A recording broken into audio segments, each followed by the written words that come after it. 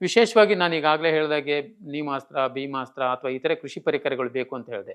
ಅವುಗಳನ್ನು ಕೂಡ ರೈತರಿಗೆ ನಾವು ಕಲಿಸೋದ್ರ ಜೊತೆಗೆ ಪ್ರತಿ ಗುಚ್ಛದಲ್ಲಿ BRCs ಅಂತ ಬಯೋ ರಿಸೋರ್ಸ್ ಸೆಂಟರ್ಸ್ ಅಂತ.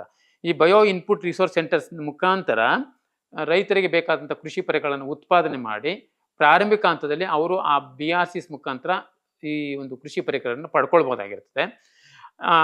ನಂತರ ದಿನಗಳಲ್ಲಿ ಅವರೇ ಸ್ವತಃ ಕೂಡ ಮಾಡ್ಕೊಳ್ಳಿಕ್ಕೆ ಅವಕಾಶ ಇರ್ತದೆ. ಈ ಎಲ್ಲ ಕಾರ್ಯಕ್ರಮಗಳನ್ನು ಅನುಷ್ಠಾನ ಮಾಡೋದಕ್ಕೆ ರಾಷ್ಟ್ರ ಮಟ್ಟದಲ್ಲಿ ಮ್ಯಾನೇಜ್ ಅಂತ ಇದೆ ಹೈದರಾಬಾದ್ನಲ್ಲಿ.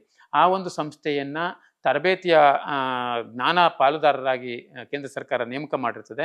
ಅವರು ಪ್ರತಿ ರಾಜ್ಯದಲ್ಲಿರ್ತಕ್ಕಂಥ ವಿಶ್ವವಿದ್ಯಾನಿಲಯಗಳಿಗೆ ತರಬೇತಿಗಳನ್ನು ಕೊಟ್ಟು ಇದಕ್ಕೆ ಬೇಕಾಗಿರ್ತಕ್ಕಂಥ ತಾಂತ್ರಿಕ ಮಾಹಿತಿಯನ್ನು ಅವ್ರ ಮುಖಾಂತರ ಒದಗಿಸ್ಕೊಡೋದು ಈ ಒಂದು ಮ್ಯಾನೇಜು ಮಾಡ್ತದೆ.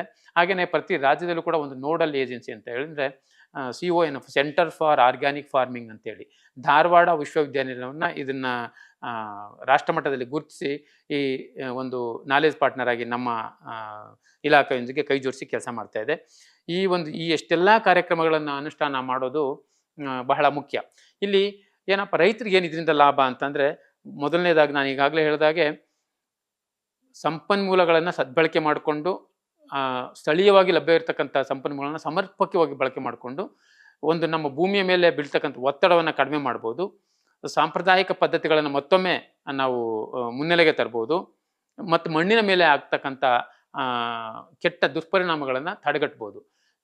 ಇದೆಲ್ಲ ಮಾಡೋದ್ರಿಂದ ಪ್ರತಿ ರೈತರಿಗೆ ಒಂದು ವರ್ಷದಲ್ಲಿ 4,000 ರೂಪಾಯಿನಷ್ಟು ಕೇಂದ್ರ ಸರ್ಕಾರ ಮತ್ತು ರಾಜ್ಯ ಸರ್ಕಾರದ ಪಾಲುದಾರಿಕೆಯಲ್ಲಿ 60% ಕೇಂದ್ರ ಸರ್ಕಾರ ಕೊಡುತ್ತೆ, 40% ರಾಜ್ಯ ಸರ್ಕಾರ ಈ ಒಂದು ಕಾರ್ಯಕ್ರಮದಲ್ಲಿ ಅನುದಾನವನ್ನು ಬಳಕೆ ಮಾಡುತ್ತೆ. ಪ್ರತಿ ರೈತರಿಗೆ ನೋಂದಾವಣೆ ಆದಂಥ ಎಲ್ಲ ರೈತರಿಗೂ ಕೂಡ ನೇರ ನಗದು ವರ್ಗಾವಣೆ ಮೂಲಕ 4,000 ರೂಪಾಯಿ ಅಂದರೆ 2 ಭಾಗದಲ್ಲಿ, ಸಾಧಾರಣವಾಗಿ ಆಗಸ್ಟ್ ಮತ್ತು ಸೆಪ್ಟೆಂಬರ್ ತಿಂಗಳಲ್ಲಿ ಮೊದಲನೇ ಕಂತು 2,000 ರೂಪಾಯಿ ಮತ್ತು ಫೆಬ್ರವರಿ ಮಾರ್ಚ್ ತಿಂಗಳಲ್ಲಿ 2ನೇ ಕಂತಾಗಿ 2,000 ರೂಪಾಯಿ ಸಹಾಯಧನವನ್ನು ರೈತರ ಖಾತೆಗೆ ನೇರವಾಗಿ ವರ್ಗಾವಣೆ ಮಾಡೋದಕ್ಕೆ ಅವಕಾಶವನ್ನು ಮಾಡಿಕೊಟ್ಟಿದೆ.